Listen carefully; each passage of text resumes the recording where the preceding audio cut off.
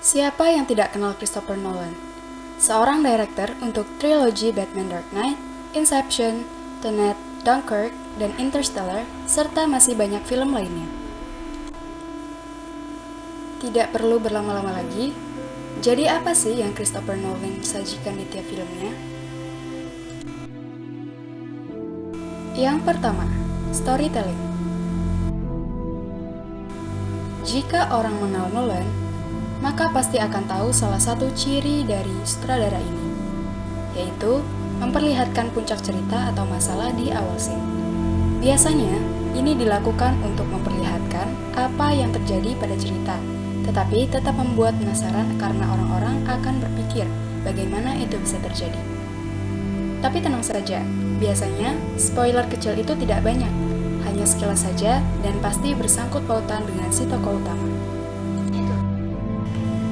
Ada lagi salah satu ciri dari Nolan. Dia biasa menyelesaikan cerita dengan setengah cliffhanger. Ambil contoh saja film Inception, di mana di ending, sang tokoh utama akhirnya kembali ke rumah.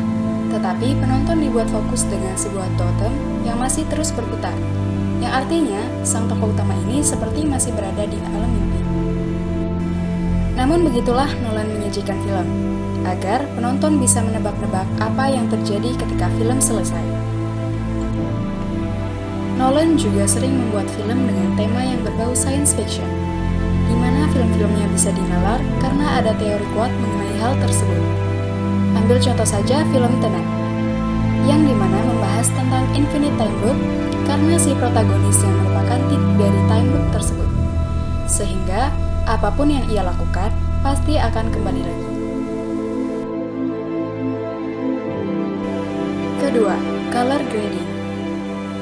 Karena Christopher Nolan sendiri seorang yang buta warna merah dan hijau, ia mewarnai filmnya tidak menggunakan perantara digital, namun menggunakan photochemical color timing, yaitu proses mengubah jumlah cahaya merah, hijau, dan biru yang digunakan untuk membuat film positif atau cetak dari film negatif. Sehingga menghasilkan lebih sedikit manipulasi gambar yang difilmkan dan resolusi film yang lebih tinggi. Ketiga, editing. Christopher Nolan sendiri tidak terlalu bergantung dengan yang namanya CGI. Ia lebih memilih untuk membuat film dengan live shot. Ambil contoh film Interstellar. Di saat banyak film menggunakan CGI untuk lahan yang lebar, Nolan meminta untuk menanam jagung di ladang demi keperluan film daripada menggunakan CGI. Dan hasilnya, ladang jagung itu bisa digunakan untuk filmnya, ditambah profit ketika jagung itu panen. Ataupun jika menggunakan CGI, Nolan biasanya melakukan itu untuk shoot yang tidak bisa dibuat atau memang tidak bisa di-shoot secara kamera langsung. Nolan juga sering mencampurkan scene yang merupakan scene masa sekarang dan masa lalu pada satu timeline. Itu dikarenakan ia ingin membuat penonton ingat dan menebak mana yang masa lalu dan masa sekarang, sehingga tetap ingat apa yang terjadi dan kenapa bisa menjadi seperti itu. Sekarang, kita beralih ke director treatment sinematografi. Sama seperti sutradara lainnya, Nolan juga biasa membuat banyak shot untuk filmnya. Misalkan saja yang pertama ada kamera placement, seperti single,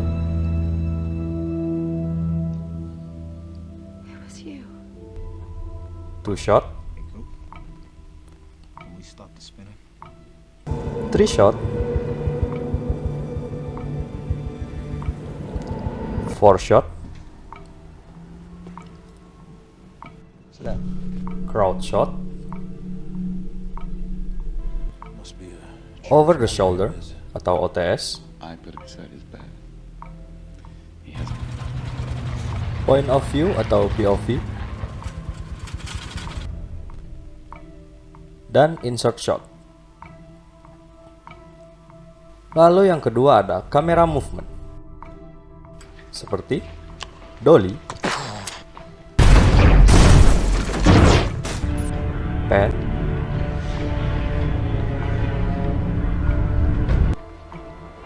boom or jib,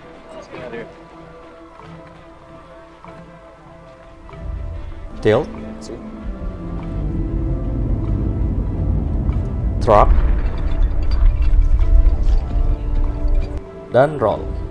This entire facility is a centrifuge. Some kind. Kemudian yang ketiga ada shot size. Berbagai macam shot size juga dilakukan oleh Nolan. Seperti yang pertama ada established shot,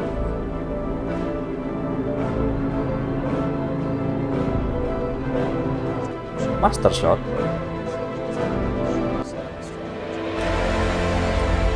wide shot,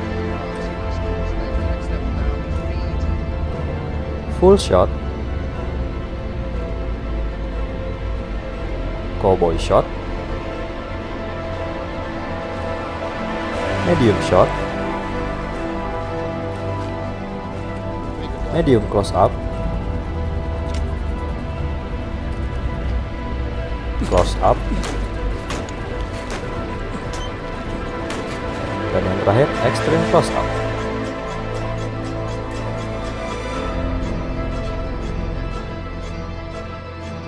Dan yang terakhir ada focus atau depth of field. Yang pertama ada deep focus,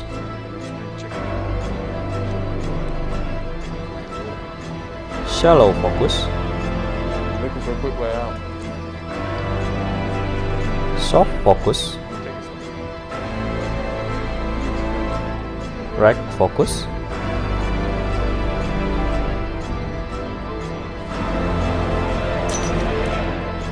Jadi, apakah kalian sudah paham bagaimana Christopher Nolan menjadi sutradara? Menarik bukan? Jika kalian sudah tertarik dan mendapatkan banyak ilmu, kalian bisa meninggalkan like, subscribe, dan pencet notifikasinya untuk mendapatkan informasi terbaru dari channel kami. Sekian dari saya, terima kasih and see you next time.